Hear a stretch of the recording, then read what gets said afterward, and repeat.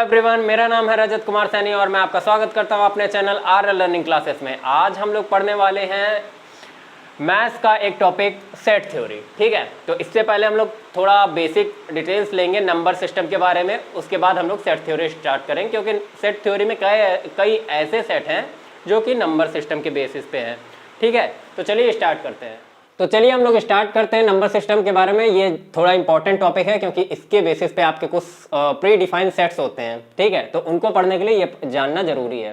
तो आपको दो तरह के नंबर पता है, एक रियल नंबर और एक इमेजिनरी नंबर। ठीक है, इमेजिनरी जिसमें आयोटा यूज होता है, और रियल नंबर वो सारे नंबर जो कि रियल मतलब नंबर लाइन पे डिनोट किए जा सकते हैं। फॉर एग्जाम्पल, ये अगर नंबर लाइन है तो इस पे जितने नंबर डिनोट किए जा सकते हैं वो सारे क्या होते हैं, रियल नंबर होते हैं। तो रियल नंबर नंबर लाइन पे एक्सप्रेस किए जा सकते हैं।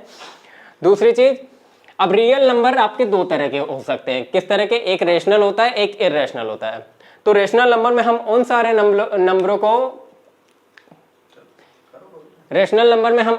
को एक्सप्रेस करते हैं जो कि P अपॉन Q फॉर्म में लिखे जा सकते हैं। ठीक है, जिसमें कि Q कभी भी जीरो नहीं होना चाहिए। ठीक है, और P और Q क्या होने चाहिए, हमारे इंटीजर होने चाहिए। ठीक है, उसके बाद इरेशनल नंबर में किस तरह से हम लोग रिप्रेजेंट करते हैं, वो नंबर जो कि P अपॉन Q फॉर्मेट में नहीं लिखे जा सकते हैं। ठीक है, ये ऐसा पॉसिबल ना हो तो हम उन्हें इरेशनल नंबर कहते हैं। ठीक है, जैसे कि हमारे पास इरेशनल नंबर में √3 आ जाता है, पाई आ जाता है। ठीक है, इसके अलावा आपका √2 आ सकता है। मतलब प्राइम नंबर के जो रूट होते हैं या स्क्वायर रूट होते हैं, जिनका स्क्वायर रूट नहीं निकल सकता है, क्यूब रूट नहीं निकल सकता है, वो भी किस में जाएंगे, इरेशनल नंबर में जाएंगे। ठीक है, उसके बाद रेशनल नंबर, हम अगर डेसिमल एक्सपेंशन है तो उसके बेसिस पे अगर हम रेशनल इरेशनल, मान लीजिए हमेशा तो ऐसा नंबर होगा नहीं। ठीक है, हमेशा तो ऐसा नंबर होगा नहीं। अगर डेसिमल एक्सपेंशन है तो उसके बेसिस पे कैसे कहेंगे, मान लो कोई नंबर आपका ऐसे है। ठीक है, या कोई ऐसा नंबर है तो इसके बाद कोई डिजिट नहीं लिखी है, तो ये क्या हो गया, नॉन टर्मिनेटिंग डेसिमल हो गया। तो टर्मिनेटिंग डेसिमल किस में जाता है, रेशनल में जाता है। ये क्या है, नॉन टर्मिनेटिंग रिपीटिंग, क्योंकि 333 रिपीट कर रहा है और ये बार बार रिपीट करता जाएगा। ठीक है, तो ये भी किस में जाएगा, नॉन टर्मिनेटिंग रिपीटिंग मतलब रिकरिंग, तो ये भी आपका रेशनल में चला जाएगा। इसको रिप्रेजेंट किससे करते हैं, कैपिटल Q से रिप्रेजेंट करते हैं, ये याद रखिएगा। और अगर वहीं पे कुछ ऐसा नंबर लिखा हो 3 2 1 3 7 6 ऐसे डॉट डॉट करके खूब लेंथी से कोई डिजिट लिखा हो, खूब सारे डिजिट्स लिखे हो और कोई भी रिपीट ना कर रहे हो, रिपीट ना कर रहे हो मतलब एक ऑर्डर में, जैसे 3 2 1 3 2 1 3 2 1 या 3 3 3 3 ऐसे रिपीट ना कर रहे हो, तो इसे हम बोलेंगे नॉन टर्मिनेटिंग नॉन रिपीटिंग। किस में चला जाएगा, ये इरेशनल में चला जाएगा। इरेशनल को हम लोग रिप्रेजेंट करते हैं T से। ये आगे पढ़ेंगे हम लोग अभी। अब देखिए, रेशनल के अलावा भी हम लोगों में कुछ नंबर होते हैं, क्या, इंटीजर वो नंबर जिनके आगे प्लस या माइनस साइन लगा होता है, जीरो को छोड़ के, जीरो में प्लस माइनस कुछ भी नहीं लगा होता है। +-2 हो सकता है, +-5 हो सकता है, 573 हो सकता है, ऐसा कुछ भी हो सकता है। ठीक है, मतलब अगर ये एक नंबर लाइन है तो ये मिड में जीरो रहता है, आपका राइट साइड सारे पॉजिटिव नंबर आ जाते हैं और लेफ्ट साइड सारे निगेटिव नंबर आ जाते हैं। यहाँ माइनस इनफाइनाइट से प्लस इनफाइनाइट हमारी क्या होती है, ये नंबर लाइन होती है। तो ये आपके इंटीजर हो जाते हैं। इंटीजर को आप डिनोट करेंगे Z या फिर I से। उसके बाद आपका आता है होल नंबर। होल नंबर में आपके दो तरह के नंबर होते हैं, एक 0 और 1 2 3 4 5 6 7 8 9 10। तो आप कह सकते हैं कि होल नंबर में नेचुरल नंबर भी एग्जिस्ट करता है और साथ ही साथ जीरो भी होता है। अब बचा नेचुरल नंबर। तो नेचुरल नंबर हम किन नंबरों को कहते हैं, जीरो के अलावा जितने भी होल नंबर में नंबर होते हैं उनको हम नेचुरल नंबर बोलते हैं, या फिर वो नंबर जिनसे हम अपनी काउंटिंग स्टार्ट करते हैं उन्हें हम क्या कहते हैं, नेचुरल नंबर। जैसे कि आपको कोई चीज काउंट करनी हो तो आप कैसे काउंट करेंगे, 1 2 3 4 ऐसे काउंट करेंगे, ऐसे तो काउंट करेंगे नहीं कि 0 1 2 3 4। ठीक है, तो हमारी काउंटिंग स्टार्ट होती है 1 से। तो 1 से लेके जितने भी नंबर होते हैं वो सारे क्या होते हैं, काउंटिंग नंबर या फिर नेचुरल नंबर। नेचुरल नंबर को हम n से डिनोट करते हैं। ठीक है, तो ये हो।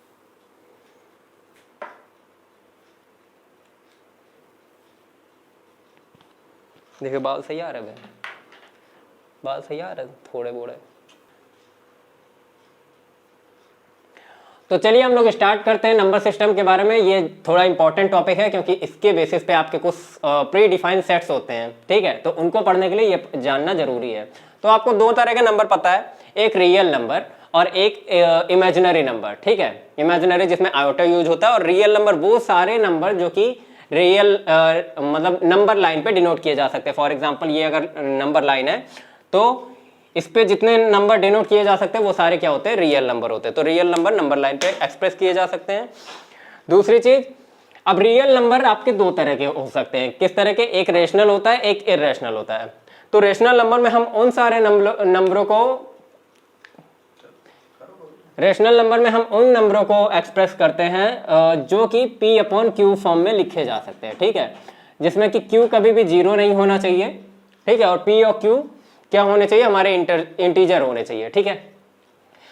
उसके बाद इरेशनल नंबर में किस तरह से हम लोग रिप्रेजेंट करते हैं, वो नंबर जो कि P अपॉन Q फॉर्मेट में नहीं लिखे जा सकते हैं, ठीक है, ये ऐसा पॉसिबल ना हो तो हम उन्हें इरेशनल नंबर कहते हैं, ठीक है। जैसे कि हमारे पास इरेशनल नंबर में √3 आ जाता है, पाई आ जाता है, ठीक है, इसके अलावा आपका √2 आ सकता है। मतलब प्राइम नंबर के जो रूट होते हैं या स्क्वायर रूट होते हैं, जिनका स्क्वायर रूट नहीं निकल सकता है, क्यूब रूट नहीं निकल सकता है, वो भी किस में जाएंगे, इरेशनल नंबर में जाएंगे, ठीक है।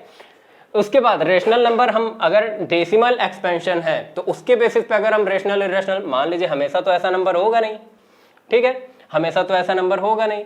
अगर डेसिमल एक्सपेंशन है तो उसके बेसिस पे कैसे कहेंगे, मान लो कोई नंबर आपका ऐसे है, ठीक है, ठीक है, या कोई ऐसा नंबर है तो इसके बाद कोई डिजिट नहीं लिखी है, तो ये क्या हो गया, नॉन टर्मिनेटिंग डेसिमल हो गया। तो टर्मिनेटिंग डेसिमल किस में जाता है, रेशनल में जाता है। ये क्या है, नॉन टर्मिनेटिंग रिपीटिंग, क्योंकि 333 रिपीट कर रहा है और ये बार बार रिपीट करता जाएगा, ठीक है, तो ये भी किस में जाएगा, नॉन टर्मिनेटिंग रिपीटिंग मतलब रिकरिंग, तो ये भी आपका रेशनल में चला जाएगा। इसको रिप्रेजेंट किससे करते हैं, कैपिटल Q से रिप्रेजेंट करते हैं, ये याद रखिएगा। और अगर वहीं पे कुछ ऐसा नंबर लिखा हो 3 2 1 3 7 6 ऐसे डॉट डॉट करके खूब लेंदी से कोई डिजिट लिखा हो, खूब सारे डिजिट्स लिखे हो और कोई भी रिपीट ना कर रहे हो, रिपीट ना कर रहे हो मतलब एक ऑर्डर में, जैसे 3 2 1 3 2 1 3 2 1 या 3 3 3 3 ऐसे रिपीट ना कर रहे हो, तो इसे हम बोलेंगे नॉन टर्मिनेटिंग नॉन रिपीटिंग। किस में चला जाएगा, ये इरेशनल में चला जाएगा। इरेशनल को हम लोग रिप्रेजेंट करते हैं T से, ये आगे पढ़ेंगे हम लोग अभी। अब देखिए रेशनल के अलावा भी हम लोगों में कुछ नंबर होते हैं, क्या, इंटीजर। इंटीजर वो नंबर जिनके आगे प्लस या माइनस साइन लगा होता है, जीरो को छोड़ के, जीरो में प्लस माइनस कुछ भी नहीं लगा होता है। +-2 हो सकता है, +-5 हो सकता है, 573 हो सकता है, ऐसा कुछ भी हो सकता है, ठीक है। मतलब अगर ये एक नंबर लाइन है तो ये मिड में जीरो रहता है आपका, राइट साइड सारे पॉजिटिव नंबर आ जाते हैं और लेफ्ट साइड सारे निगेटिव नंबर आ जाते हैं। यहाँ -∞ से +∞ हमारी क्या होती है, ये नंबर लाइन होती है। तो ये आपके इंटीजर हो जाते हैं। इंटीजर को आप डिनोट करेंगे Z या फिर I से। उसके बाद आपका आता है होल नंबर। होल नंबर में आपके दो तरह के नंबर होते हैं, एक 0 और 1 2 3 4 5 6 7 8 9 10। तो आप कह सकते हैं कि होल नंबर में नेचुरल नंबर भी एग्जिस्ट करता है और साथ ही साथ जीरो भी होता है। अब बचा नेचुरल नंबर। तो नेचुरल नंबर हम किन नंबरों को कहते हैं, जीरो के अलावा जितने भी होल नंबर में नंबर होते हैं उनको हम नेचुरल नंबर बोलते हैं, या फिर वो नंबर जिनसे हम अपनी काउंटिंग स्टार्ट करते हैं उन्हें हम क्या कहते हैं, नेचुरल नंबर। जैसे कि आपको कोई चीज काउंट करनी हो तो आप कैसे काउंट करेंगे, 1 2 3 4 ऐसे काउंट करेंगे, ऐसे तो काउंट करेंगे नहीं कि 0 1 2 3 4, ठीक है। तो हमारी काउंटिंग स्टार्ट होती है 1 से। तो 1 से लेके जितने भी नंबर होते हैं वो सारे क्या होते हैं, काउंटिंग नंबर या फिर नेचुरल नंबर। नेचुरल नंबर को हम n से डिनोट करते हैं, ठीक है। तो ये हो गया। अब चलिए आगे बढ़ते हैं। तो पैसे इतना दो कम से कम कि मैं अफसोस ना हो, ठीक है। तो चलिए देखते हैं सेट। सेट क्या होता है, एक collection of well defined distinct हमने अपनी तरफ से लगा दिया है, वेल डिफाइंड ऑब्जेक्ट, ठीक है। और डिस्टिंक्ट भी होता है क्योंकि भाई सेम टाइप सेट के अंदर सेम टाइप के एलिमेंट फिर से बढ़ाते हैं यार। तो देखिए सेट क्या होता है, collection of well defined object, ठीक है। तो इसमें मैंने डिस्टिंक्ट अपनी तरफ से लगाया क्योंकि यहाँ पे हमें डिस्टिंक्ट ऑब्जेक्ट लेने पड़ेंगे।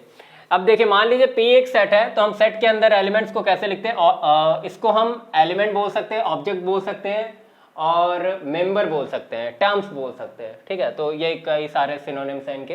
तो इसके अंदर जो एलिमेंट है 1 3 5 7 8 10, तो ये हमने कुछ एलिमेंट ले लिए। सेट को हम डिनोट किससे करते हैं, कैपिटल लेटर से, ठीक है। इसके एलिमेंट्स को हम लोग किसके अंदर लिखते हैं, कर्ली ब्रैकेट के अंदर लिखते हैं इस फॉर्मेट में। और एलिमेंट को सेपरेट किससे करते हैं हम लोग, कॉमा से करते हैं, ठीक है। कॉमा से दो अलग एलिमेंट सेपरेट हो जाते हैं। अब मान लीजिए आपके पास सेट ये होता P = 1 3 3 2 1 इस तरह से। तो आप ये लिखने के बजाय आप इसको ऐसे लिखेंगे 1 2 3, सेट आपका यही काउंट होगा, ठीक है।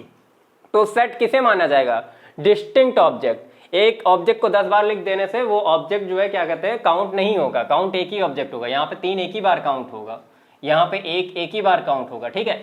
तो इसीलिए मैंने बोला a collection of well defined object, distinct object, ठीक है। तो यहाँ पे हमें डिस्टिंक्ट एलिमेंट लेने हैं। अब मान लीजिए ये है हमारे पास AEIOU, तो ये किसका सेट है? ये सेट है आपका, किसका सेट था? वोवल का, ठीक है। इंग्लिश अल्फाबेट में वोवल का ये सेट है। तो अब वेल डिफाइंड का क्या मतलब है? अब वेल डिफाइंड का मतलब ये है कि वो चीजें जो डिफाइन हो सकती हैं, ठीक है। जो चीजें डिफाइन नहीं हो सकती हैं उन्हें हम वेल डिफाइंड नहीं कहेंगे। अब क्या डिफाइन नहीं हो सकता है? डिफाइन ये नहीं हो सकता है कि अगर मान लीजिए किसी को बोला जाए कि किसी क्लास में बोला जाए कि 10 सबसे होनहार विद्यार्थी कौन से हैं, ठीक है। किसी क्लास के 10 सबसे होनहार विद्यार्थियों का अगर सेट बोला जाएगा तो वो डिफाइन नहीं होगा, क्योंकि किसी एक एग्जाम में होनहार दूसरे एग्जाम में फेल भी हो सकता है, ठीक है। 10 सबसे अच्छे दिखने वाले एक्टर्स, ठीक है, तो ये भी एक वेल डिफाइंड नहीं हो सकता है। क्यों? क्योंकि कुछ लोगों को कुछ एक्टर अच्छे लग सकते हैं, कुछ खराब भी लग सकते हैं, जरूरी नहीं वो अच्छे एक्टर हमेशा ही अच्छे रहे। तो ये डेफिनेशन नहीं हुई, ठीक है। उन एक्टर को किसी और बारे मतलब किसी और तरीके से अगर डिफाइन किया जाए तो अलग हो सकता है कि वो डिफाइन हो जाए, लेकिन ये क्वालिटी नहीं हुई जिससे वो डिफाइन हो सकते हैं। तो इसलिए लिखा है वेल डिफाइंड। तो ये हमारा सेट होगा। अब कौन सा सेट नहीं होगा, कौन सा सेट होगा, ये आपको पहचानना होगा हमेशा, ठीक है। अब देखिए रिप्रेजेंटेशन कैसे करते हैं सेट का। अभी मैंने बताया ये वाला रिप्रेजेंटेशन है, ये आपका किस तरह का रिप्रेजेंटेशन है कि हमने एक करली ब्रैकेट लिया और उसके अंदर हमने सारे एलिमेंट लिख दिए। तो ये हमारा जो रिप्रेजेंटेशन है वो रोस्टर या टैबुलर फॉर्म होता है, ठीक है। इसमें हम क्या करते हैं, सारे एलिमेंट लिख देते हैं सेट के, किसके अंदर? एक ब्रैकेट के अंदर, इस करली ब्रैकेट के अंदर, ठीक है, और उसको कॉमा से सेपरेट कर देते हैं। तो the set of all even positive integer less than 7, अगर इसका सेट बनाना है तो कैसे बनाएंगे? ऐसे बनाएंगे, ठीक है। 2 4 6 even positive integer less than 7। अब वहीं अगर सेट बिल्डर फॉर्म या रूल मेथड की बात करें तो इसमें क्या होता है, हम डिफाइन करते हैं जो हमारे एलिमेंट हैं उनकी हम डेफिनेशन लिखते हैं, या फिर कह सकते हैं कि हमें उसके अंदर कंडीशन लिखनी पड़ती है कि वो किस कंडीशन के अंडर वो सेट डिफाइन हुआ है, ठीक है। तो यहाँ पे अब देखिए V एक सेट है जिसमें लिखा है, ब्रैकेट लगाया हमने, इस तरीके से ही हमेशा लिखेंगे। x क्या है? x एलिमेंट है V वाले हमारे सब सेट का, सॉरी, ठीक है। V सेट का एक एलिमेंट x है, सच दैट, जिसमें कि इसको हम बोलते हैं कॉलन, कॉलन मतलब such that, x such that x is a vowel in a English alphabet. तो ये क्या दे दी उसने? एक कंडीशन दे दी, x क्या है? वोवल है इंग्लिश अल्फाबेट का, ठीक है। V का एक एलिमेंट x है और x क्या है वो यहां पे लिख दिया और वापस से ब्रैकेट क्लोज कर दिया, ठीक है। तो ये हमारा क्या हो गया? सेट बिल्डर फॉर्म या फिर रूल मेथड, ठीक है। आगे बढ़ते हैं। तो चलिए देखते हैं अब हम लोग टाइप्स ऑफ सेट। इसमें फर्स्ट जो हमारा है वो क्या है? Null set. नल सेट को हम लोग वॉइड या एम्प्टी सेट भी कहते हैं। एम्प्टी सेट इसलिए क्योंकि इसके अंदर कोई एलिमेंट नहीं होता। तो देखिए इसका सिर्फ रिप्रेजेंटेशन देखना है और जो मैं बोल रहा हूं उसको सुनिए। नल सेट में कोई भी एलिमेंट नहीं होता। अब एलिमेंट नहीं होता तो क्या होगा? वो ऐसे ही लिखा जाएगा, खाली, यहाँ पे कुछ नहीं है, ठीक है। तो ये खाली रह जाएगा। अब इसको इसके अलावा हम लोग 5 से भी रिप्रेजेंट कर सकते हैं। इसके बाद हमारा हो सकता है singleton set.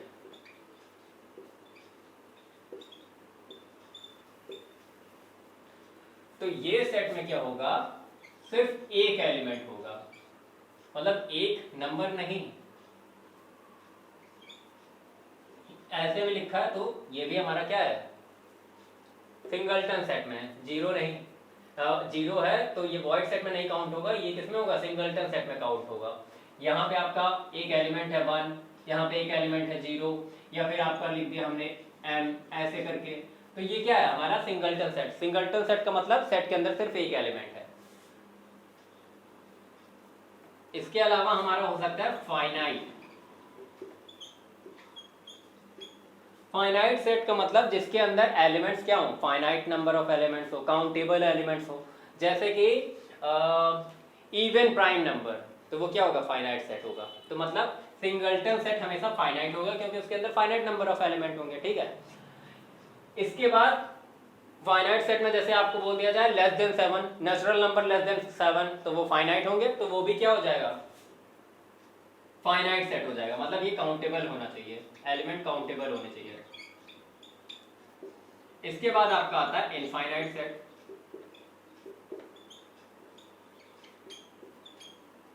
Similarly uncountable number of elements जब होंगे तो हम वहां पे क्या बोलेंगे, इनफाइनाइट सेट। तो इनफाइनाइट सेट में जैसे आप बोल दीजिए ऑल नेचुरल नंबर हो गया, ठीक है, ऑल रैशनल नंबर हो गया। तो बहुत ज़्यादा रैशनल नंबर होता है, उनके कोई अंत नहीं होता है, रियल नंबर हो गया या फिर नेचुरल नंबर हो गया, होल नंबर हो गया, तो इनका कोई ऐसा तो होगा नहीं कि एक पॉइंट पे एंड हो जाएंगे, तो ये क्या हो जाएंगे, ये इनफाइनाइट हो जाएंगे। तो इनफाइनाइट सेट क्या हो जाएगा, जैसे नेचुरल नंबर, इस तरह के एलिमेंट जिसमें कोई अंत ना हो, ठीक है, तो वो हमारा इनफाइनाइट सेट में काउंट हो जाएगा। तो ये सारी चीजें आपको दिख गई, null set, void set, singleton set, finite set, infinite set. तो अब देखते हैं हम लोग कुछ इंपॉर्टेंट सिंबल और उनके मीनिंग, ठीक है। तो देखिए यहाँ पे सिंबल्स में आपका पहला सिंबल है इम्प्लाइज, उसके बाद है बिलोंग्स टू का सिंबल, फिर ए सबसेट बी, बीच में जो सिंबल है वो आपका सबसेट का है।